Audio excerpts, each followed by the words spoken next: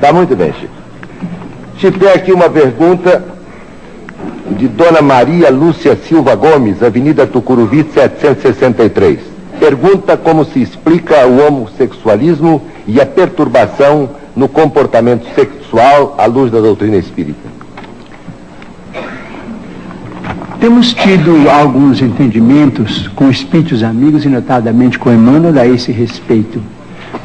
O homossexualismo, tanto quanto a bissexualidade ou bissexualismo, tanto como a sexualidade, são condições da alma humana, não devem ser interpretados como fenômenos espantosos, como fenômenos atacáveis pelo ridículo da humanidade.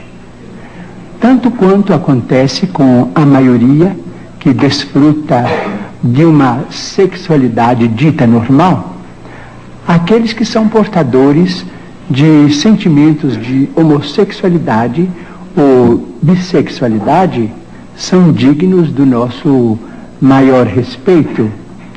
E acreditamos que o comportamento sexual na humanidade sofrerá de futuro revisões muito grandes, porque nós vamos catalogar, do ponto de vista de ciência, todos aqueles que podem cooperar na procriação e todos aqueles que estão numa condição de esterilidade.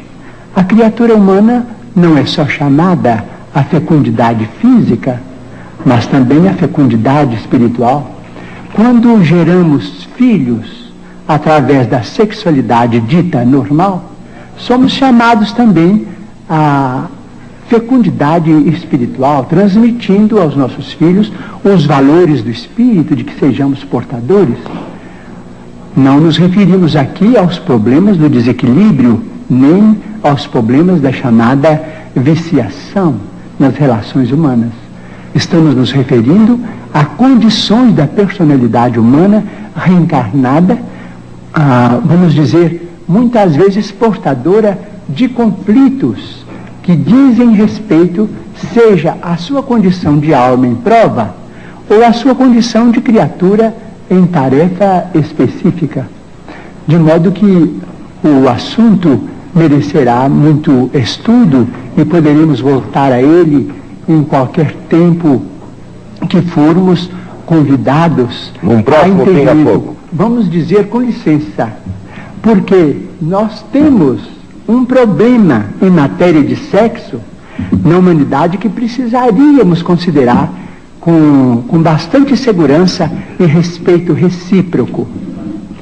Vamos dizer se as potências do homem na visão, na audição, nos recursos imensos do cérebro, vamos dizer, nos recursos gustativos, nas mãos, na tactilidade com que as mãos executam trabalhos manuais, nos pés, se todas essas potências foram dadas ao homem para a educação, para o rendimento no bem, isto é, potências consagradas ao bem e à luz, em nome de Deus, seria o sexo, em suas várias manifestações, sentenciado às trevas? Divaldo, da atualidade é a questão da união homoafetiva, com os casamentos já legalizados. Como lidar com essa questão na atualidade?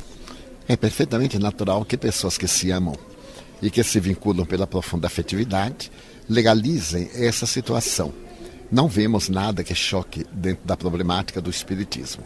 O que chama a atenção não é o casar ou não casar, é a prostituição do homossexual. Como a prostituição masculina, feminina do hétero é reprochável, também do homossexual, é um caráter que deve ser posto à margem porque não é digna. Algumas pessoas creem que a homossexualidade seja a preferência sexual. O Espiritismo nos oferece uma abordagem mais transcendente para esse tema?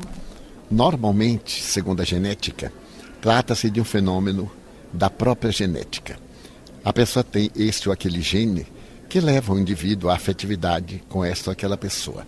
Mas nós sabemos que a problemática da evolução permite que ora se reencarne na masculinidade, outra hora na feminilidade.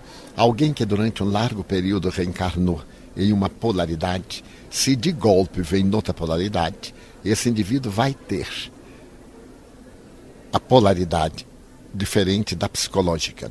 Se era uma mulher que se reencarnou feminina muitas vezes e vem agora como homem, ela vai ter a masculinidade biológica, mas psicologicamente vai ter a afetividade com aquele que representa o seu caráter.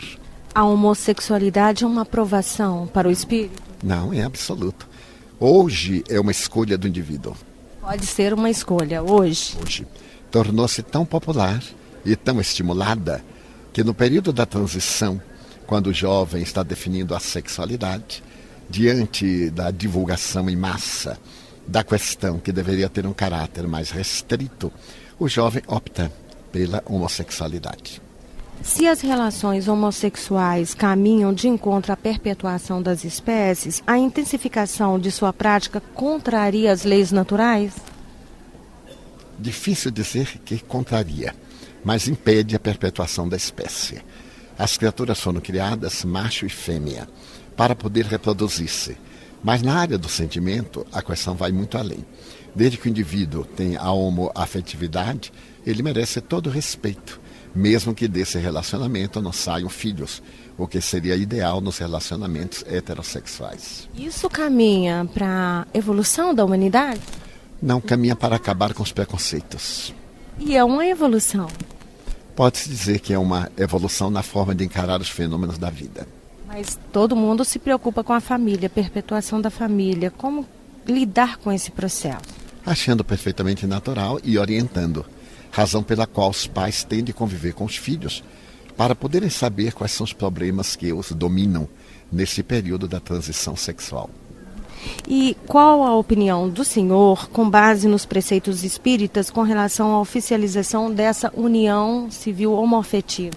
Eu acho justo, porque desde que os indivíduos se unem, se ajudam, trabalham, é natural que se legalize aquela união que vem sendo perfeitamente normal e aceita pela sociedade. Inclusive para adoção de filhos? Adoção, também.